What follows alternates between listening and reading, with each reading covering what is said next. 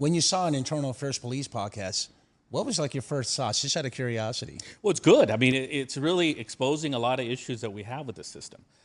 Biggest problem now, and I'm referring to LAPD alone, is the overwhelming number of cases that we've dug ourselves into. We've dug ourselves into a significant problem of being able to just create an environment of investigating everything. And many things they have over 200 investigators that are assigned to internal affairs full time. I always question the number of cases they have. You know, I always looked at the number of cases I had as a young patrol sergeant back in 2000 and what some patrol sergeants are carrying now in the field, yet they're doing use of forces, they're doing other investigative. Mind you, they're also overseeing their personnel in the field.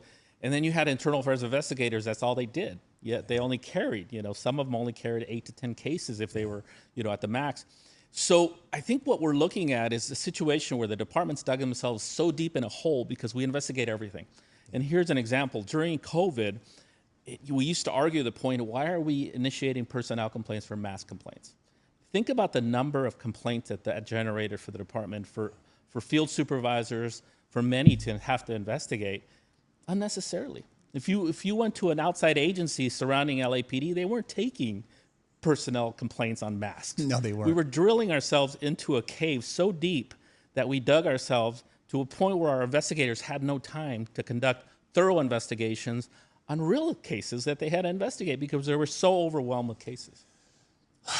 And I take it your concerns, or if you will, went to deaf ears. Well, unfortunately, in an environment at LAPD and many other large organizations, you know, the micromanaging was to an extent. You know, it's incredible. Some of the recommendations you brought forward, and they were just because we've done it like this the last 50 years, we're going to continue to do it. Makes no sense, but we're going to continue to do it because that's how we've done it. God, that's spot on. I love that comment.